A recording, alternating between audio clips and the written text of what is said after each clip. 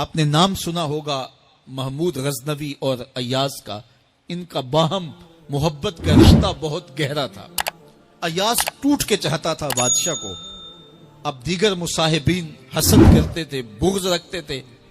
وہ کہتے تھے کیا اس میں کرشمہ اور کمال ہے کہ بادشاہ اس کو اتنا ہی چاہتا ہے. تو بادشاہ جب ان وزراء کا، مشیروں کا حسد حد سے بڑا ہوا دیکھا تو ایک دن سب کو اپنے دربار میں حاضر کیا. دربار میں ایک تالاب تھا تو اس میں مٹھی بھر کے موتیوں کی پھینک دی اور ایک وزیر کو کہا کہ یہ موتی نکال کے لاؤ اور یہ خیال کرنا کہ تمہارا لباس بھی، تمہارا بدن بھی نہیں بھیگنا چاہیے. تو سب نے کہا کہ یہ عجیب بات ہے کہ حوض کی تہ سے موتی نکال کے لائیں اور لباس بھی نہ بھیگے اور بدن بھی نہ بھیگے، یہ تو لازمی ہوگا. پھر دوسرے وزیر کو کہتا کہ یہ موتی نکال کے لاؤ، تمہارا لباس بھی نہیں بھیگنا چاہیے، تمہارا بدن بھی نہیں بھیگنا چاہیے. تو وہ آگے سے حجت کرتا یہ کیسے ہو سکتا ہے کہ بدن بھی اور لباس بھی نہ بھیگے اور موتی بھی نکال لاؤں. تیسرے کو، چوتھے کو، پانچویں کو، ہر ایک آگے سے حجت کرے یہ کیسے ہو سکتا ہے. پھر ایاز آ گیا تو بادشاہ نے ایاز کو کہا کہ یہ موتی نکال کے لانے ہیں اور تمہارا لباس بھی اور تمہارا بدن بھی نہیں بھیگنا چاہیے. ایاز نے فوراً چھلانگ لگائی اور موتی نکالے. جب باہر نکلا تو بدن اور لباس پانی سے نچڑ رہا تھا.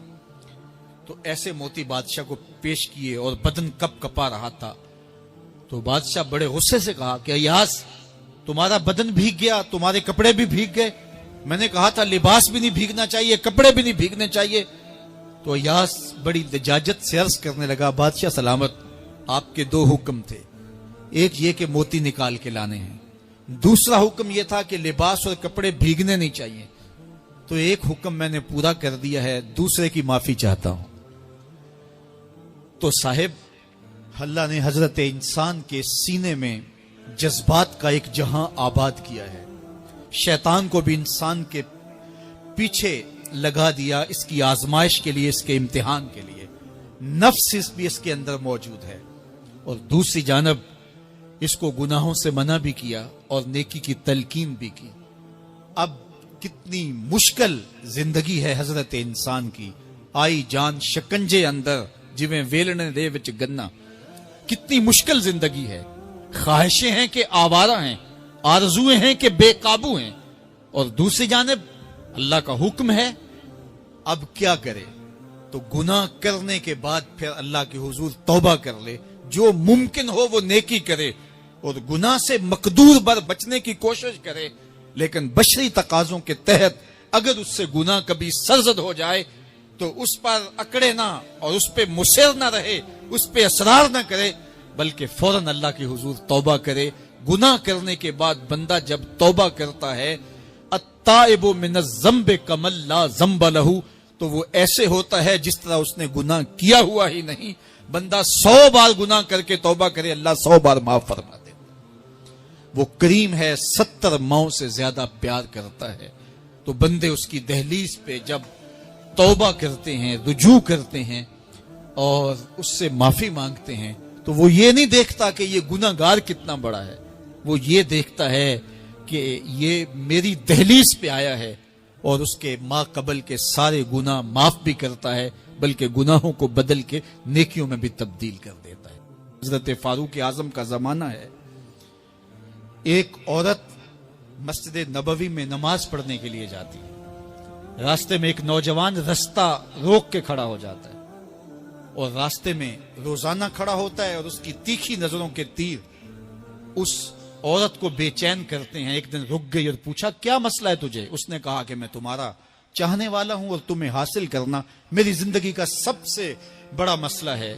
اگر تم بولو تو آسمان سے تارے بھی توڑ لاؤں. اس نے کہا مجھے تارے نہیں چاہیے، میری ایک ہی خواہش ہے، اگر تم وہ شرط پوری کر دو تو پھر جو تم کہو گے میں اس کے لیے حاضر ہوں گی.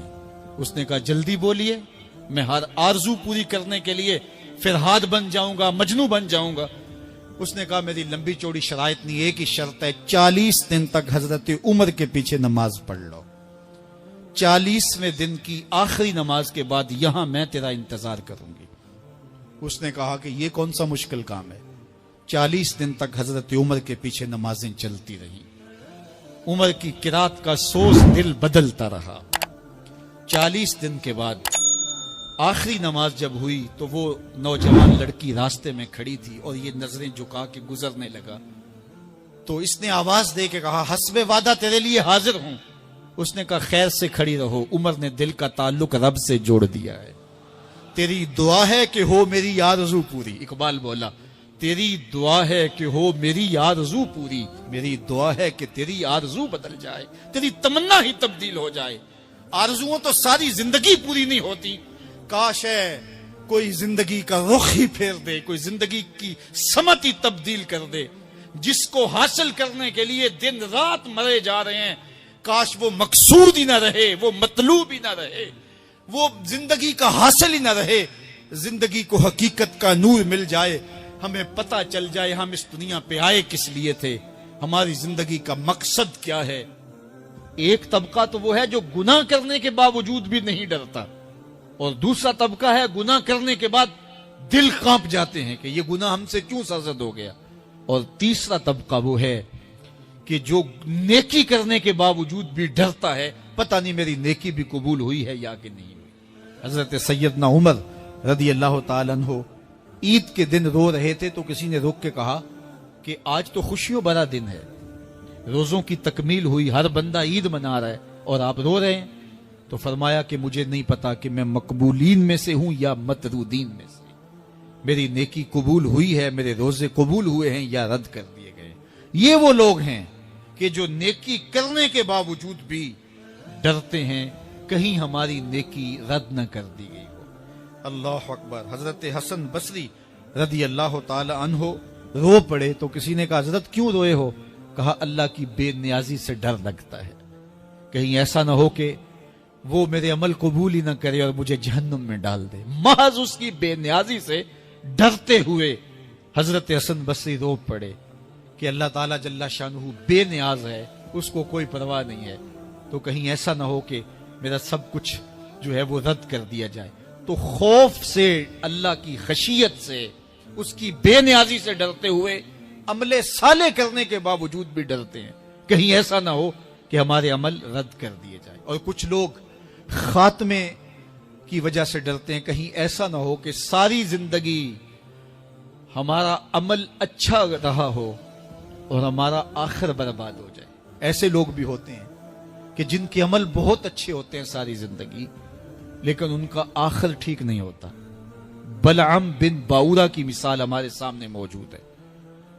بنی اسرائیل کا مستجاب الدعوات ولی تھا، اور جب ہاتھ پھیلا کے دعا مانگتا تو منہ پہ ہاتھ بعد میں پھیرتا، قبولیت پہلے ہو جاتی، اتنا مستجاب الدعوات ولی تھا۔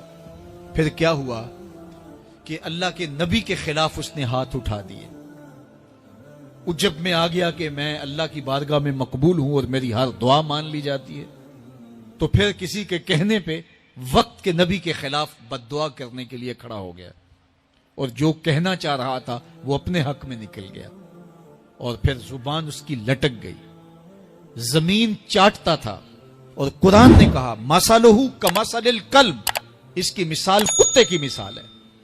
اب ذرا غور کیجئے کہ بنی اسرائیل کا مستجاب الدعوات ولی ہے، لیکن انجام کتنا بد ہوا۔ مثلہ کمثل الکلب، اس کی مثال کتے کی مثال ہے۔ اسی لیے میاں صاحب بولے پڑھنے اتے مان کرینا تے نہ آکھی میں پڑھیا، او جبار کہار صداوے متا روڑ دے وے دودھ کڑیا۔ کتنے لوگ کس کمال پہ پہنچے ہوتے ہیں لیکن انجام ٹھیک نہیں ہوتا۔ کمال اس کا ہے جس کا انجام ٹھیک ہو گیا۔ رنگا رنگ سہیلیاں پرن کڑے، پر پریا اس دا جانیے جس دا توڑ چڑھے۔ حضرت ابو ملیکہ رضی اللہ تعالی عنہ فرماتے ہیں، بخاری کتاب الایمان میں یہ روایت ہے، فرماتے ہیں میں 30 اصحاب رسول سے ملا ہوں۔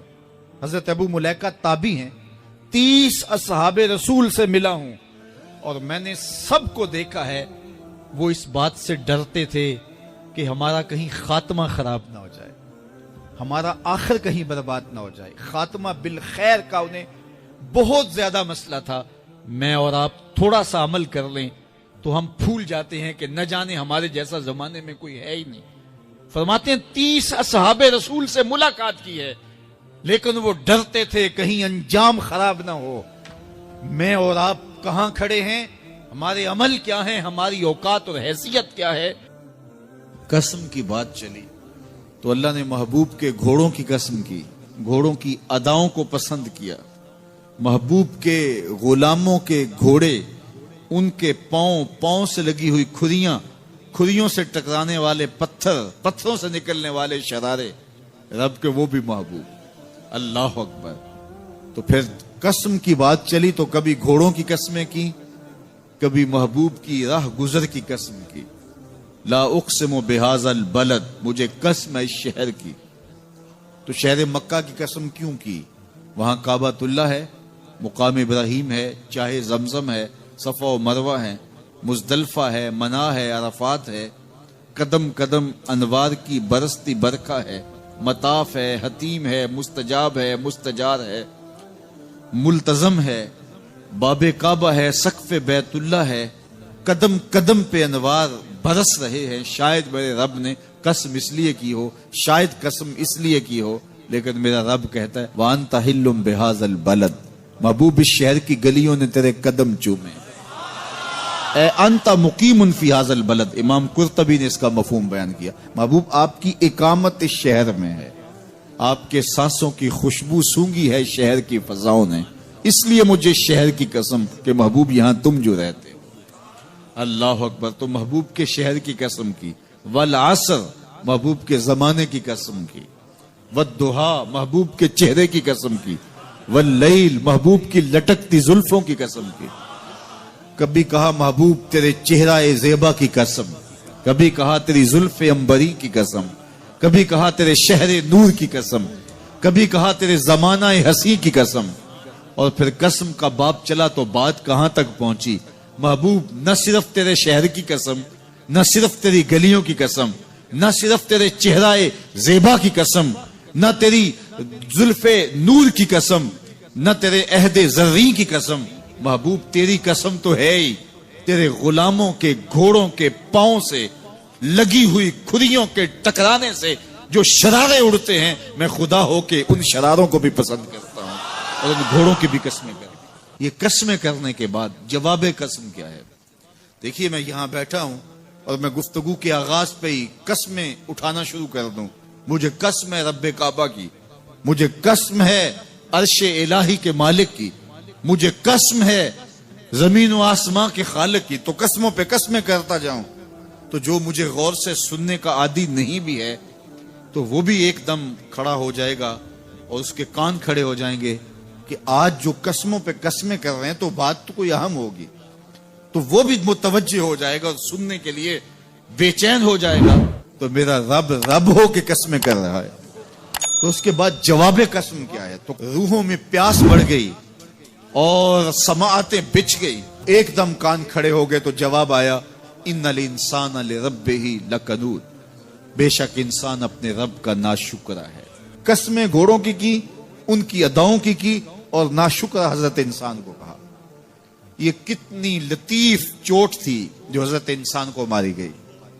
یا اللہ ہمیں ناشکرا کہنا تھا تو کہیں اور مقام پہ کہہ لیا جاتا، گھوڑوں کی تو قسمیں کرے اور ہمیں ناشکرا کہے۔ کہا یہی تو سمجھانا چاہتا ہوں کہ چم میٹھا نہیں ہوتا، کم میٹھا ہوتا ہے۔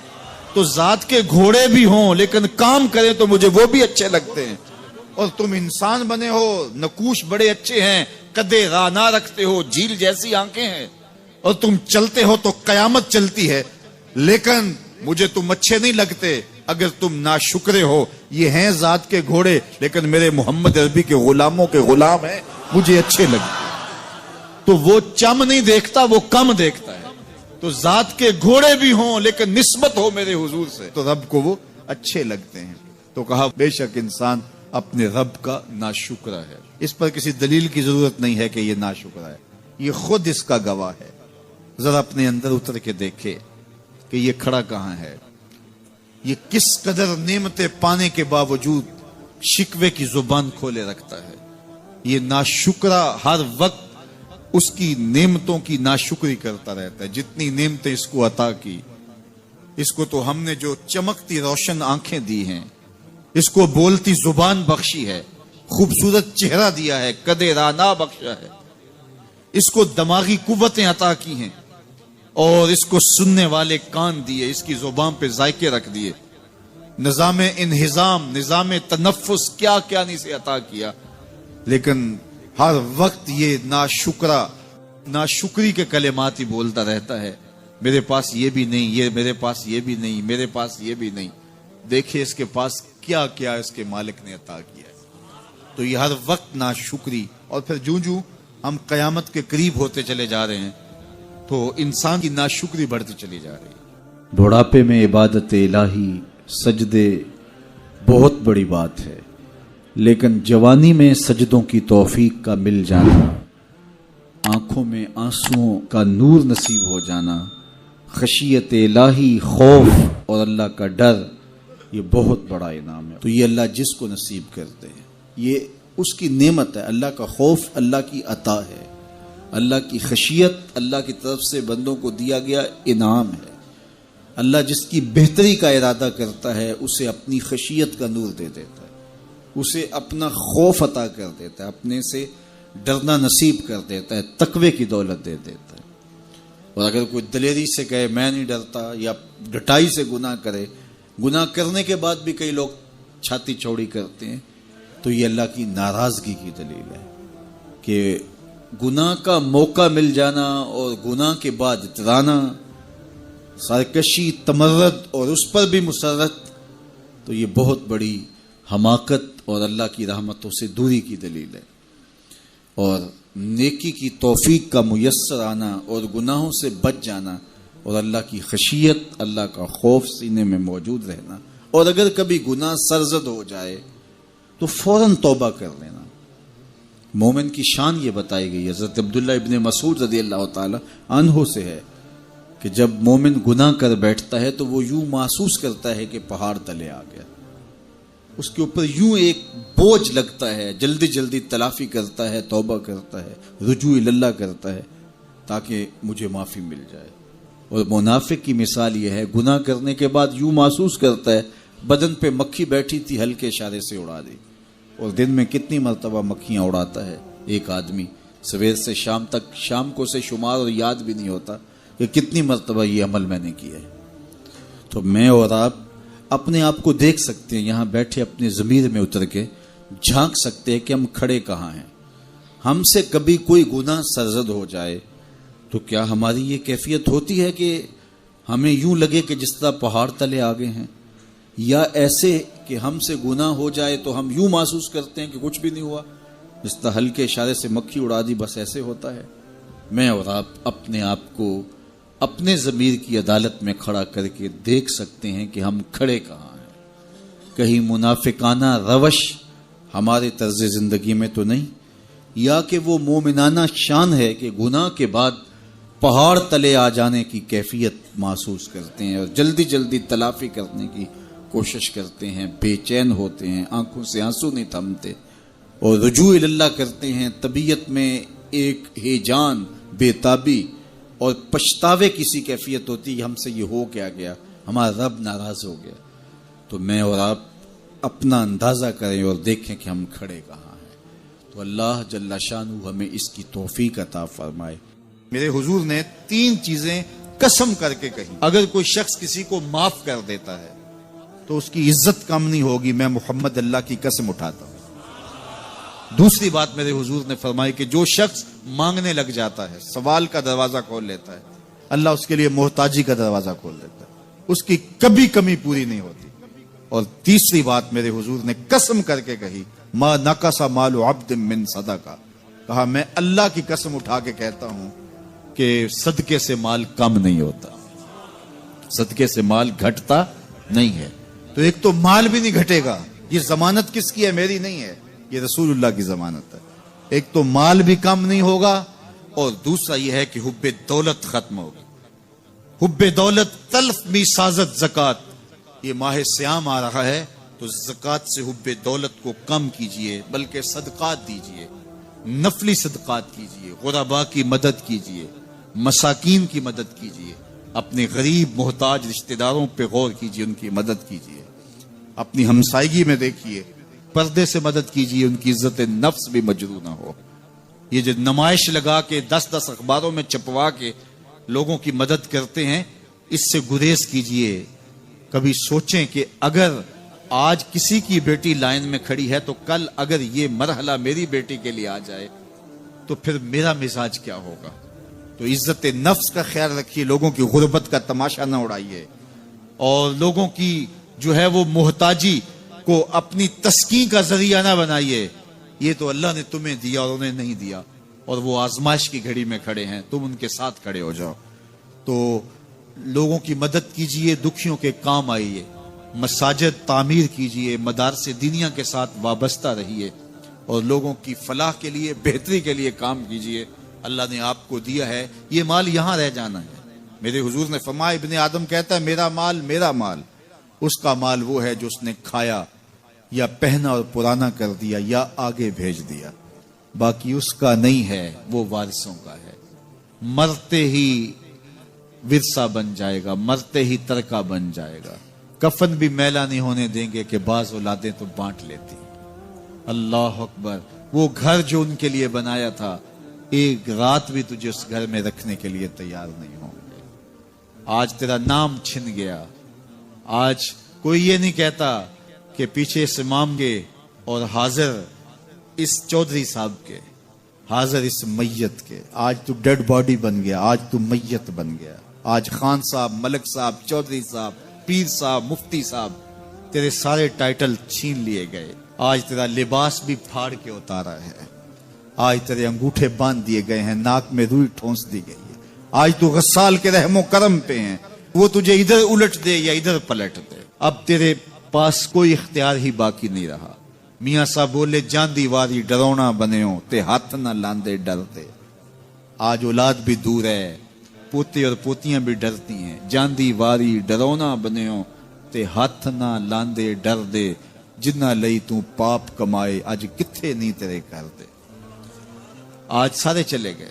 تو آج اپنے ہاتھ سے اپنی زندگی کو سنوارنے کے عمل کی طرف بڑھیں اور راہ خدا میں خرچ کریں. دکھیوں، مجبوروں اور لاچاروں کے کام آئیں. اللہ آپ کی مدد کرے گا اور حب دنیا کم ہوگی. حضرت فاروق اعظم کا زمانہ ہے. ایک عورت مسجد نبوی میں نماز پڑھنے کے لیے جاتی ہے. راستے میں ایک نوجوان رستہ روک کے کھڑا ہو جاتا ہے، اور راستے میں روزانہ کھڑا ہوتا ہے، اور اس کی تیکھی نظروں کے تیر اس عورت کو بے چین کرتے ہیں. ایک دن رک گئی اور پوچھا، کیا مسئلہ ہے تجھے؟ اس نے کہا کہ میں تمہارا چاہنے والا ہوں اور تمہیں حاصل کرنا میری زندگی کا سب سے بڑا مسئلہ ہے. اگر تم بولو تو آسمان سے تارے بھی توڑ لاؤں. اس نے کہا، مجھے تارے نہیں چاہیے، میری ایک ہی خواہش ہے، اگر تم وہ شرط پوری کر دو تو پھر جو تم کہو گے میں اس کے لیے حاضر ہوں گی. اس نے کہا، جلدی بولیے، میں ہر آرزو پوری کرنے کے لیے فرہاد بن جاؤں گا، مجنو بن جاؤں گا. اس نے کہا، میری لمبی چوڑی شرائط نہیں، ایک ہی شرط ہے، 40 دن تک حضرت عمر کے پیچھے نماز پڑھ لو. 40ویں دن کی آخری نماز کے بعد یہاں میں تیرا انتظار کروں گی. اس نے کہا کہ یہ کون سا مشکل کام ہے. 40 دن تک حضرت عمر کے پیچھے نمازیں چلتی رہیں. عمر کی قرات کا سوز دل بدلتا رہا. 40 دن کے بعد آخری نماز جب ہوئی تو وہ نوجوان لڑکی راستے میں کھڑی تھی اور یہ نظریں جھکا کے گزرنے لگا. تو اس نے آواز دے کے کہا، حسب وعدہ تیرے لیے حاضر ہوں. اس نے کہا، خیر سے کھڑی رہو. عمر نے دل کا تعلق رب سے جوڑ دیا ہے. تیری دعا ہے کہ ہو میری آرزو پوری. اقبال بولا، تیری دعا ہے کہ ہو میری آرزو پوری. میری دعا ہے کہ تیری آرزو بدل جائے، تیری تمنا ہی تبدیل ہو جائے. آرزوؤں تو ساری زندگی پوری نہیں ہوتی. کاش ہے کوئی زندگی کا رخ ہی پھیر دے، کوئی زندگی کی سمت ہی تبدیل کر دے. جس کو حاصل کرنے کے لیے دن رات مرے جا رہے ہیں، کاش وہ مقصود ہی نہ رہے، وہ مطلوب ہی نہ رہے، وہ زندگی کا حاصل ہی نہ رہے. زندگی کو حقیقت کا نور مل جائے، ہمیں پتہ چل جائے ہم اس دنیا پہ آئے کس لیے تھے. ہماری زندگی